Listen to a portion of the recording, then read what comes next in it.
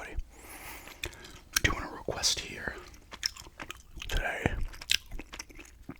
of my favorite video game stories. I know I've talked about some of my favorite video game stories. I'm not going to go super in depth. Honestly, there's some I've forgotten a good amount from some of these games, but I'll remember best I can. The first one, I don't own it, unfortunately. I mean, I own it. I have it digitally, the HD collection on the Xbox One, but it's Silent Hill 2. Still my favorite game story of all time. I just think it's the best game story of all time. It's deep. It's disturbing. It's heartbreaking. You know, on top of the game being, creepy, the atmosphere is great. All the enemies are designed in a way, especially because 2 is not connected to anything else. It's not connected. 1 and 3 are connected. It's not connected. It has nothing to do with those. 4 also. It's not connected to anything, although I mean, like actual stories, like 1 and 3. 3 is a continuation of the first one. But James Sunderland, obviously, in the beginning, he's in Silent Hill. He's in the bathroom. He's gotten a letter from his dead wife to return to the place they love, Silent Hill. He goes, there's pretty much no one in the town except monsters. It's fog everywhere. He meets other people that are in Silent Hill for their own reasons. So James is seeing his things that are manifesting from his head. And he says to Eddie, he's like, oh, did you see like a red pyramid thing? And he's like, I don't know what you're talking about, but I've seen some messed up stuff. So Eddie's seeing his own stuff. Angela's seeing her own stuff. Laura is not seeing anything. Because she's a kid and she's in Silent Hill. I guess Silent Hill pretty much draws you there, and then your own brain will mess with you. But Laura's there. She's obviously part of the story, but she's not seeing any monsters because she hasn't committed any unforgivable acts. But it's just a great story because everything. The Pyramid Head appears because, spoilers here, James killed his wife, so he's like the executioner. That's what's come manifested. A second one appears after he kills Eddie, and then when he comes to grips and accepts what he's done, they kill themselves. Angela's story is absolutely, heartbreaking as shit. I don't want to try to spoil too much of the outside. Hers is just,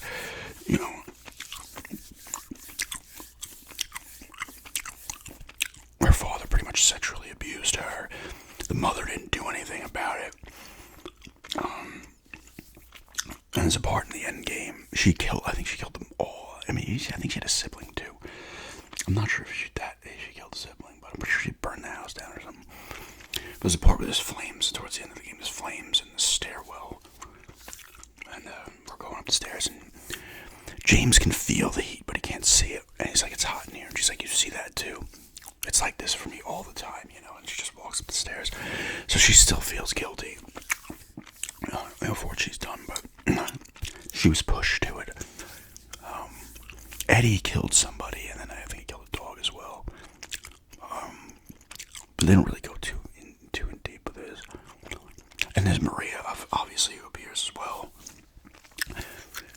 who is a manifestation of Mary, just kind of like the opposite, kind of looks like her, almost exactly like her, but different personality and stuff. She has a side story that they released.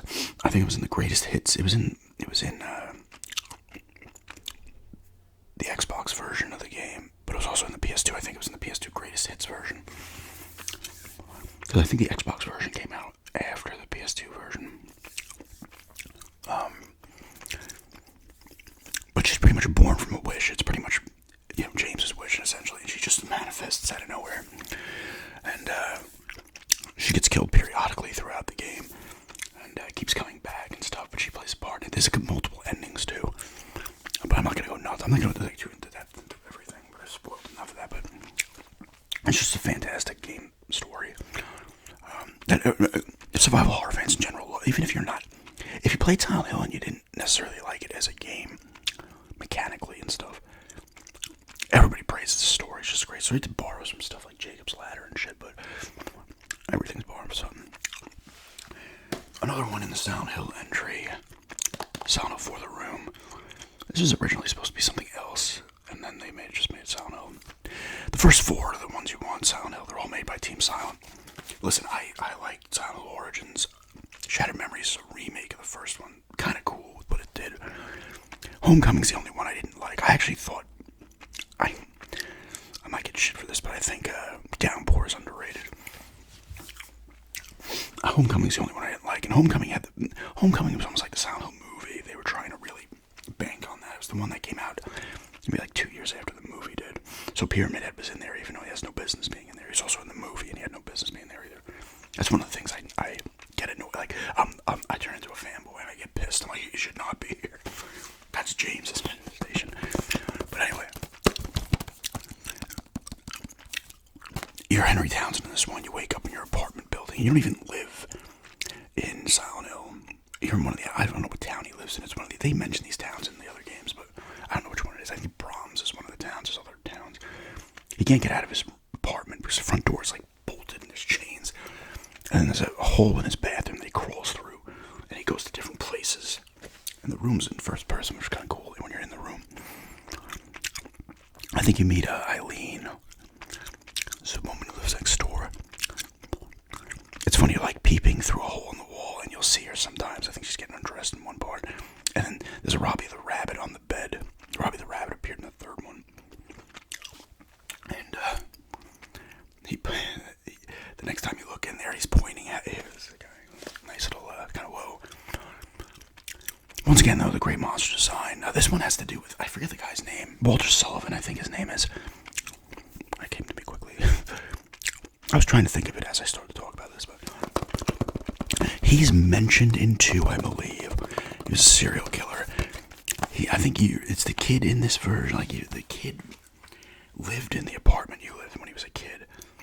And he almost like looks as the room as his mother. And because the room gets more and more messed up as the game goes on. But you're going out to different, you're going to the forest, is the prison you go to and stuff. It's just a cool story. I don't remember every beat of it. And Ellen, I think it's Eileen, she gets, like, depending, the game will end depending on how much you let her take a beating throughout the game. She follows you around if you don't protect her well enough. Play into the game, but it revolves around that and stuff. And it's just, I gotta continue to play this again because it is good. I just don't remember a lot of stuff. I know I like the story though, but I just can't remember a beat of it. Sticking with the horror theme, I got Condemned Criminal Origins. You know, it's a pretty straightforward thing, but you're an FBI agent, you're Ethan Thomas, right? Yeah.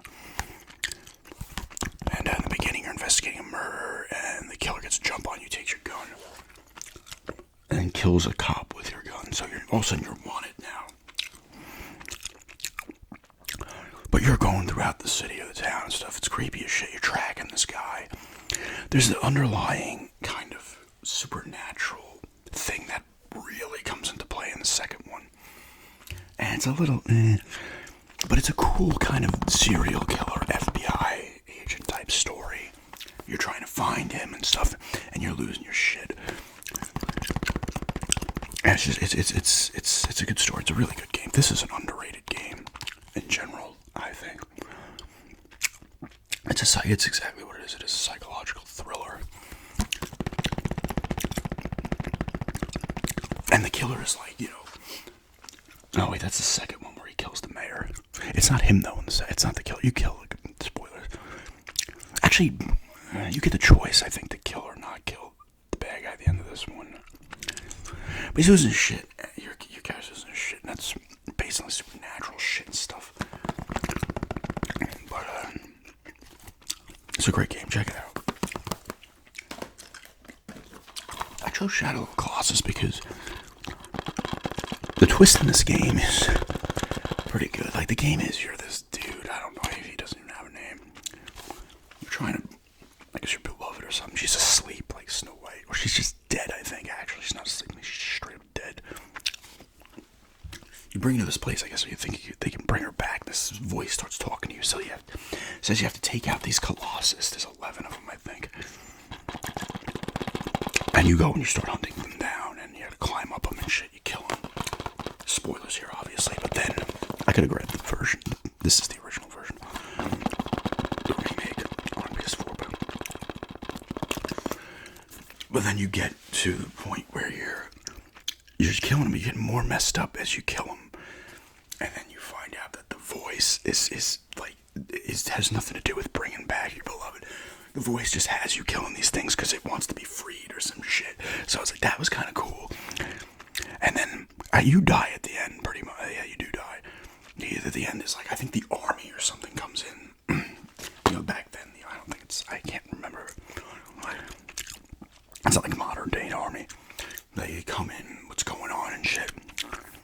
I don't think it's a modern day army. Can't be.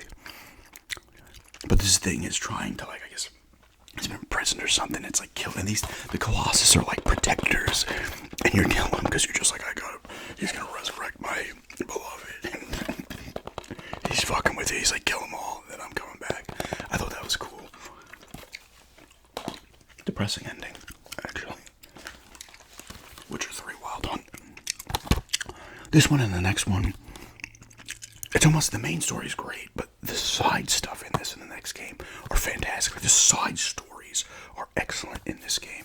A lot of them are, in this game in particular, a lot of them are very shades of gray, just outright depressing. Another one, not happy endings. But you're Geralt of Rivia. This one has the Wild Hunt is coming after Ciri in this one. So Wild Hunt's there doing their thing. They've appeared, and it's based on the books. This is not. The characters are all based on the books. I think this and even Assassin of Kings. The second one's another great story. Assassins of Kings take place after the last book in the mainline series. I forget what it's called. Lady in the Lake or something. It is like the because I think it actually plays in with the Camelot shit, but I don't quote me on that. But he's just a great character. All the side characters, Yennefer, Triss, Marigold, the people from the Wild Hunt, I can't remember their names. You've got Vesemir in here. You've got I forget the other ones' names. The other Witchers. Oh man, there's just a ton of good characters in these games. Obviously, Yaskia, or however you say his name. And all the other kind of wizards and shit and witches. There's, what are the other ones? I can't remember their names. That annoys me. But there's a lot of great characters in this game.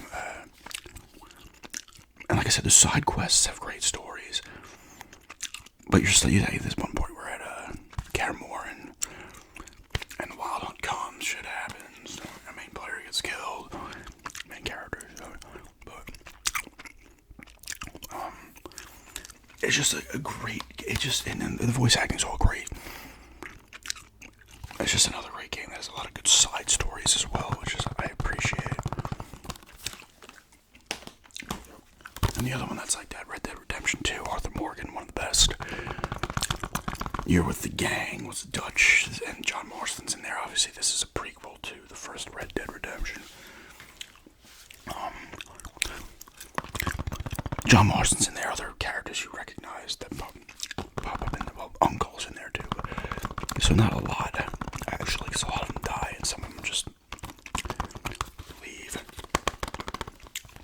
Arthur Morgan's a great character. His storyline's great. This story is better in this game if you're playing the game as a good person, even though he's bad and he admits it, he acknowledges it. But when you're doing the right thing in the side quests and stuff. Another game where the side quests are fantastic. The one where I think her name was Charlotte. You see her burying her husband, and then he helps her learn how to hunt and stuff like that. And they kind of grow close. If you go on like videos of them, everybody's like, they should have gotten together. But he has a thing for I forget the woman's name who was in the gang. They save her in the beginning. I think it's the beginning they save her. And then she's like being held captive by these lunatics or some shit. But Arthur Morgan gets tuberculosis, and he knows he's gonna die. And the whole story, just him coming to grips with it, being terrified and everything else is great. Like I said, you gotta play it. If you play it the good way, like not being a dick. Because he does messed up stuff in the game. You know, especially the one guy who actually gives him the tuberculosis. He doesn't know at the time, and then he finds out. Like, that guy's family went in the shitter. Like, the woman, like, ended up becoming a prostitute and shit like that. Like, everything changed for them, and you meet them again. And it's just a lot of good stuff there where he's got to come to grips with it, apologize, and just trying to be a better person and stuff. It's a fantastic game. It really is. He's such a great character, too. And Dutch, Charles Smith is the one guy's name, and I can't remember a lot of the names. So it's John Morrison. There's a bunch of people in your gang, and they're all well done characters, but I cannot remember most of their names. It's a fantastic game. There's other ones like Dead Rising 3, I think. Well, yeah, no. I'm sorry. Dead Rising 3 is part of another video I request. I'm getting them confused. That was top Xbox One games. I'm trying to think of some other games.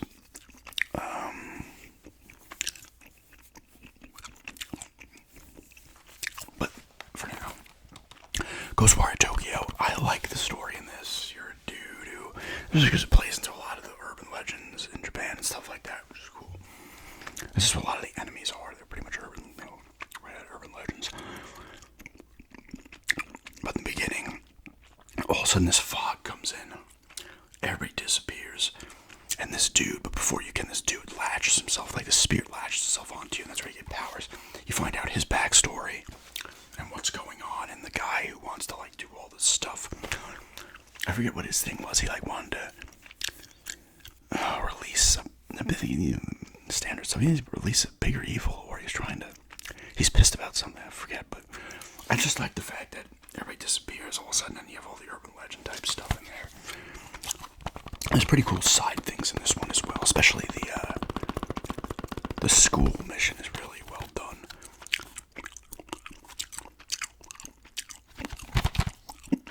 It's a fucking fantastic game. I still gotta do that favorite beer and top PS5 request. This would be one of them. Spoiler. But this is an awesome game. I'm trying to think of... Let me try to think of some other games here that Oh, here's one. And this one's kind of like... I like this one because it's Crackdown, the first Crackdown on the 360. You're like this super agent, right? You're doing this stuff. You got the dude in your ear. You gotta kill all these drug lords and all these bad guys. Like the head bad guys, gotta break them down. They're, break down everything and then get in there and take the guy out. Stuff like that. Great game, Crackdown. 2, not as much. 3 is better. The first one, a fun game. You get more powers. You're running up buildings, doing all types of shit. And, at the end, the guy you're doing this stuff for is like, out of nowhere, he's like, why do you think we have all these gangs out? We need complete, chaos to because then the people then we can get complete control because the people will be so scared and terrified. Once you take them all out, we're going to tighten the grip. To have, complete control, you need, complete chaos first. So it pretty much has him, this is a bad town, you got to give all your, let us, he's the police force, but they'll say the government or whatever, let us do everything, we're going to be in complete control, but we want you to be so terrified of everything because there's bad guys everywhere, but we're going to take them out, and then you're going to do what we say type thing, and it was just kind of like, what? It came out of left field, the guy's like, goes on this rant at the end. I thought that was good. You could always do a Zelda stories and stuff as well.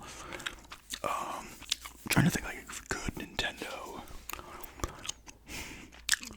Mario Galaxy is kind of a good one because I think at the end of Galaxy, it's implied that this is going to keep happening. Bowser's going to kidnap the princess, you're going to have to save her.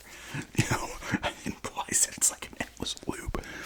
The BioShocks, especially the first BioShock, has a fantastic story.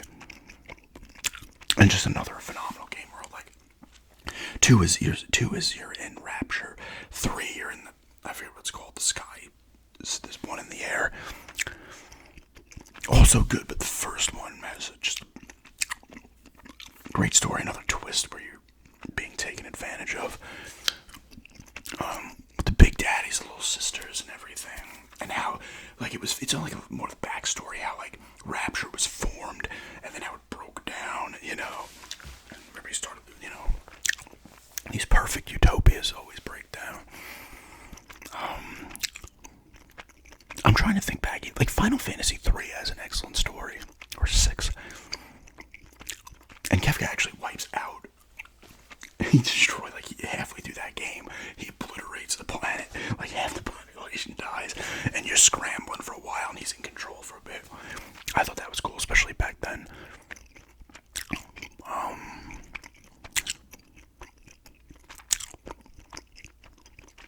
And even, stuff like Uncharted's good stories. It's just basic kind of Indiana Jones type stuff. There's tons of stories that are great. I mean, but same thing like The Last of Us. The story's great, but the voice acting makes it even better. But the story is, it's been done to me, and I love those fucking games. I think they're phenomenal. Some of the best, but it's the apocalyptic type thing has been done, although I like how they do it differently with the spores and stuff, but it's been done. But the voice acting's so good, and the people in the world and the stories in the world are excellent. But I just feel like it's something that's, I mean, you can say that about some of the games I chose to, but they are good stories. But I remember, like, I think it was it the second one, or people were like, this is the greatest game story ever. It's like, pump the brakes, okay? It's a solid fucking game story, no doubt about it, but come on now. I love when people, like, lose their shit over something, and there's usually reasons behind it. Like, usually reasons that are a little too much, based more on emotion than just, and also just, thrill of the moment type thing. I mean, I'm guilty of that too, more with movies. Good story, it's not the best, ain't fucking better than Silent 2. It's not better than Silent 4 either. The Fatal Frames have cool stories. A lot of survival horror stuff has good stories. Trying to think of some more. But even something like, the Dark Pictures games. Cool, but that kind of thing's been done, Aquari in particular. I'm trying to think of some other ones. I probably should have thought a little. I mean, I've talked about enough, but I remember the first Assassin's Creed when, like, the twist, even though everybody kind of knew, I think they already spoiled it before it even came out. Like, the twist was you're reliving the memories. You're not actually there. They should have scrapped all that shit, and they essentially did. But it should have started off where you just played through the assassins. Like, the story was the same, but you weren't playing as memories. It's like, okay, here's the first one that took place then. Here's the second one. Here's the third one. You're just playing through the different assassins and the actual people when it actually happened, not a memory of them. Would have been kind of just better without the Animus stuff. Is that what it was, the Animus? I just never... And when it started to go off the rails a little bit after 500 games. It's insane that there's been so many of those fucking games now. What else is there? I mean, Dead Space is a good story, very Event Horizon-y in a way, and other types of things, but I'm like looking over at things and trying to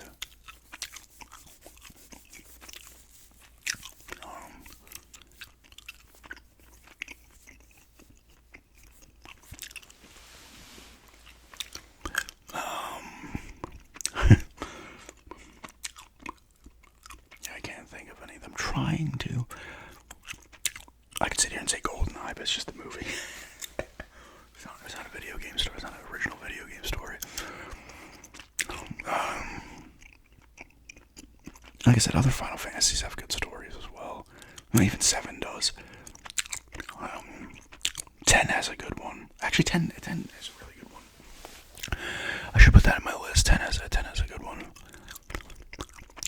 10's really, especially because Sin comes in at the beginning of the fucking game. Yeah, everybody's having a good time. The Blitzball thing. Sin comes in, ruins that shit real fast.